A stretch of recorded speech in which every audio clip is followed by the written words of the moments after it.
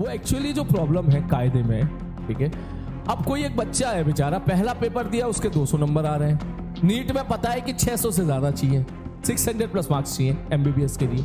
उन्हें दूसरा पेपर दिया उसके 150 नंबर आ गए, तीसरा पेपर दिया उसने उसके 170 नंबर आ गए, चौथा पेपर दिया उसके 220 नंबर आ गए, पांचवा पेपर दिया उसके 300 नंबर आ गए। तो वो खुश हो गया, अरे भाई 300 तक पहुंचा मैं।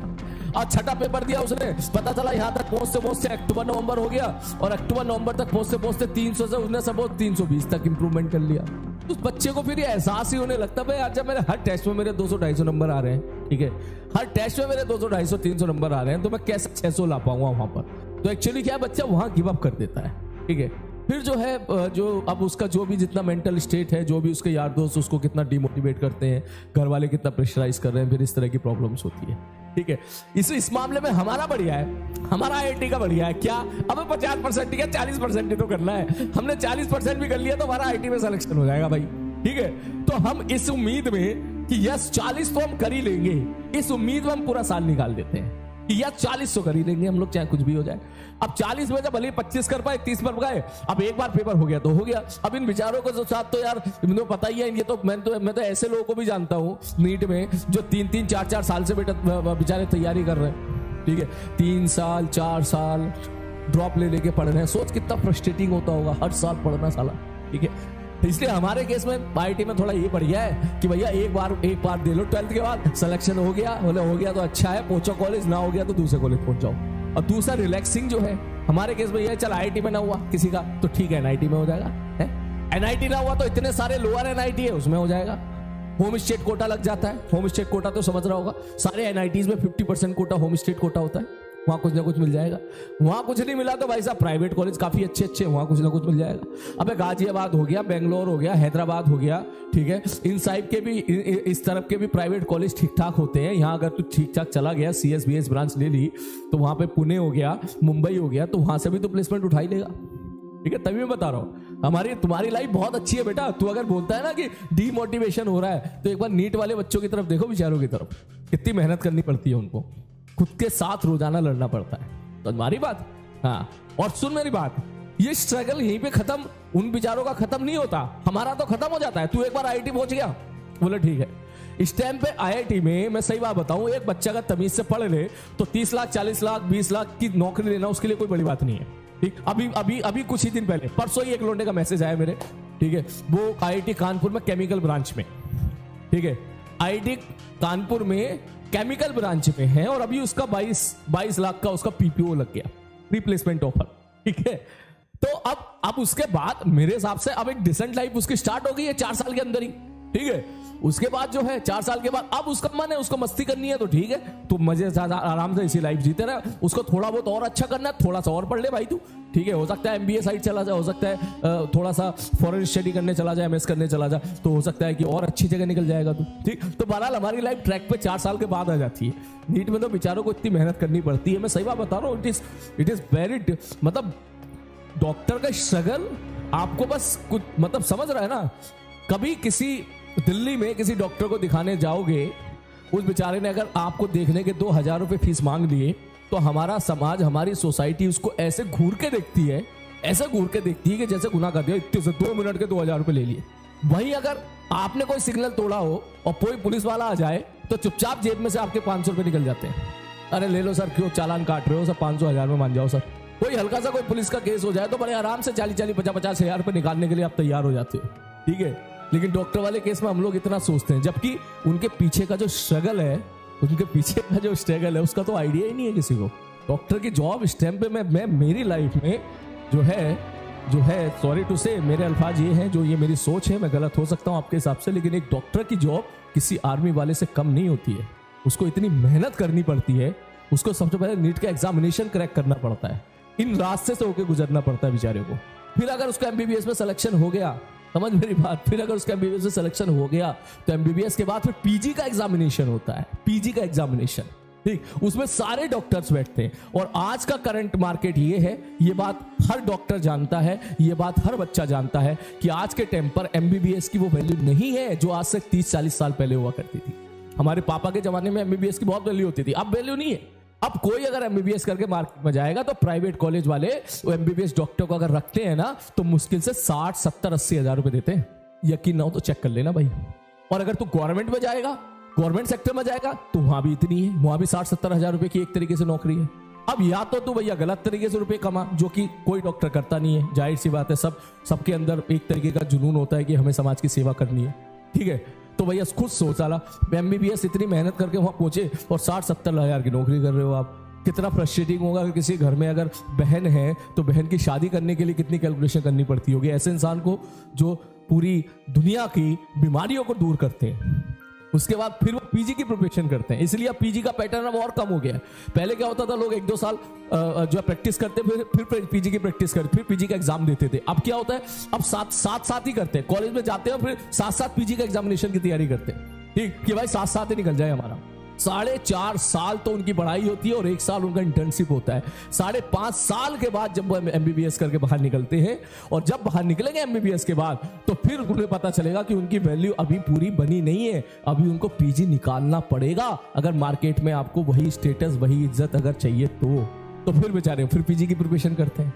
और पीजी तो जानता ही है, पीजी में सारे डॉक्टर बैठते हैं, तो जितना टफ नीट है उससे कई गुना ज्यादा टफ बेटा पीजी का एग्जामिनेशन है।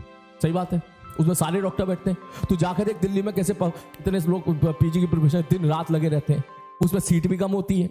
और अगर पीजी कर ली, पीजी में तेरा सिलेक्शन हो गया, भगवान की कृपा बढ़िया रही, तू इंटेलिजेंट है, तू पीजी में सेलेक्ट हो गया, तो पीजी के बाद फिर सुपर पीजी होता है पीजी के बाद फिर सुपर पीजी होता है। मान के चल पीजी में वहां 2 ब्रांच कट जाती है, 3-4 कट जाती है। एक जैसे एमएस हो गया, मास्टर ऑफ सर्जरी, एक एमडी हो गया, ठीक है। तो वहां पर भी ऐसी होता है कि भैया ये एमबीबीएस था, मैंने कहा ठीक है भाई साहब, कुछ बच्चों ने एमबीबीएस कर लिया, इसके बाद गए पीजी पर, तो पीजी में 4-5 लाइन होती है। ये ले सर, इसमें एक हो गया एमएस, एक हो गया एमडी, एक हो गया यहां पर ऑर्थोपेडिक्स, उसके आगे नहीं होता है, और एक हो गया गायनेकोलॉजिस्ट। तो गायनेकोलॉजिस्ट में जो लेडीज लड़कियां हैं वो गायनेकोलॉजिस्ट लेना पसंद करती हैं, तो उनके लिए अच्छा है, वो जैसे ये लेते हैं, वो टर्मिनेटिंग ब्रांच होती है, इसके बाद कुछ ज्यादा पढ़ना नहीं पड़ता उनको, ठीक है। और ऑर्थोपेडिक्स भी चल जाता है, क्योंकि ऑर्थोपेडिक्स भी टर्मिनेटिंग ब्रांच है, इसके बाद आगे कुछ पढ़ने की जरूरत नहीं है। लेकिन जिन्होंने ये ले लिया एमएस या एमडी, इनके फिर एग्जामिनेशन होते हैं बेचारों के।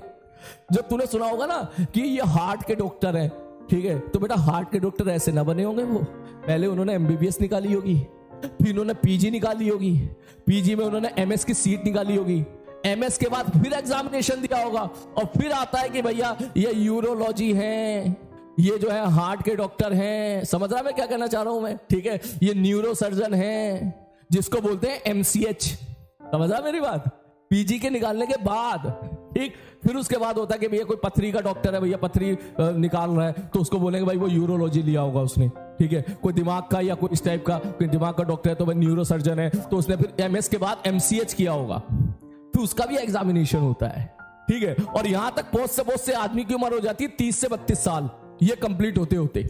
सही बात ही है। तो मेरे भाई 32 साल की उम्र तक आप अगर मार्केट में मुश्किल से 1 लाख रुपया कमा रहे हो, तो ये किसी सेक्रीफाइस से कम नहीं है बेटा, ये बहुत बड़ा सेक्रीफाइस है। और फिर आप, और हाँ दूसरी चीज, इसमें बॉन्ड और होता है भाई, गवर्नमेंट का बॉन्ड, इसमें बॉन्ड और होता है, गवर्नमेंट ने बॉन्ड और लगा रखा है कि अगर कोई एमएस कर रहा है तो किसी जगह पे तो 10 साल का बॉन्ड है भाई, मतलब 10 साल तक आपको करना है नौकरी वहां पर गवर्नमेंट की। आप प्राइवेट कर लो वो ठीक है, लेकिन गवर्नमेंट की तो करनी ही करनी है, ठीक है। राजस्थान में अभी लगी थी 5 साल की थी, अब शायद हट गई है, नहीं हट गई पता नहीं। इसलिए तो बेचारे वो डॉक्टर भी तो बेचारे परेशान रहते हैं, बोले यार अब तो खुद सोच कितनी बड़ी समाज सेवा है। उसके बाद जब एमएस के बाद फिर जब 2-3 साल उनको एमसीएच करने में लगते हैं, एमसीएच करने के बाद जब वो मार्केट में आते हैं तो उन बेचारों की उम्र हो जाती है कम से कम 36 से 40 के आसपास। अब जब वो 2000 रुपए फीस मांगते हैं तो जनता कहती है डॉक्टर बड़ा खराब है, बड़ा पैसे ले रहा है, बड़ा लूट रहा है। अरे मेरे भाई 15 साल की उम्र से जब उसने एमबीबीएस का सपना देखा था, तब से यहां तक वो पढ़ ही रहा है। 15 साल की उम्र से जब उसने एमबीबीएस का सपना देखा होगा ना, तो तब से वो यहां तक पढ़ रहा है। वो 35 साल की उम्र तक 20 साल से। तो भैया उसकी मेहनत को तुम क्यों इस चीज को लेके जो है, समझ रहे मैं क्या कहना चाह रहा हूं। मैं रोष नहीं कर रहा हूं बेटा, मैं रेस्पेक्ट कर रहा हूं, इसलिए मैं आपको बोल रहा हूं सबको कि कोई बच्चा सच में नीट की प्रिपरेशन कर रहा है या कोई बच्चा कोई डॉक्टर बन गया है बढ़िया, ठीक है, आप उसकी दिल से रेस्पेक्ट करो, क्योंकि उसने सच में बहुत बड़ा सेक्रीफाइस किया होता है। फैमिली लाइफ जीरो होती है, जीरो फैमिली लाइफ होती है। किसी भी टाइम इमरजेंसी से कॉल आ गया तो भैया जाना पड़ेगा। सुबह से शाम तक उसने 10-15 केस देख लिए, एक महीने में उसने सपोज 100 केस देख लिए, तो 99 केस उसके अच्छे चले गए। वो मरीज जो भी आते हैं वो सब भूल जाते हैं ठीक होने के बाद। लेकिन अगर गलती से किसी डॉक्टर से एक केस बिगड़ जाए जिसमें उसकी गलती ना भी हो, कोई भगवान ने ही लिख दिया हो कि भाई इसको तो अब बुलाना ही है मुझे अपने पास, तो वो सारा ब्लेम अल्टीमेटली फिर उसको ही अपने सर पे ढोना पड़ता है। इट नॉट इजी, बहुत बहुत मुश्किल, चैलेंजिंग, समझ रहा है ना? हाँ, तो तुम सबको रेस्पेक्ट करनी चाहिए, not only for the doctors. NEET की जो प्रिपरेशन कर रहे हैं उनकी भी करनी चाहिए, क्योंकि सोचो उन्होंने कितना बड़ा बीड़ा उठाया है, कितना बड़ा बीड़ा उठाया। ठीक है, मैं तो दिल से सैल्यूट करता हूँ भाई डॉक्टर को। मुझे कुछ थोड़ी सी भी बीमारी हुई, कोई डॉक्टर मुझे बोलता है ना कि सर इतने रुपए हुए, ठीक है सर इतना, मैं उससे एक सवाल पूछता ही नहीं हूं कि कम कर दो। मैं कहता हूं जी आप बताइए कितना देना है, मैं अपने खर्चे कहीं और कम कर लूंगा भाई, अपने खर्चे कहीं और कम कर लूंगा। लेकिन क्योंकि मुझे पता है कि यहां तक पहुंचने में ये रास्ता उसने कितना ट्रेवल किया होगा, क्या किस लेवल की मेहनत उसने दिन रात की होगी, उसके भी अपने सपने होंगे जब उसकी उम्र 25 साल होगी। और तुम्हारे जैसे नालायक आईआईटी वाले यहां पर गाड़ियां खरीद के घूम रहे होंगे, बढ़िया बढ़िया फॉरेन ट्रिप मार रहे होंगे, वो बेचारा तो फॉरेन ट्रिप पे भी नहीं जा सकता।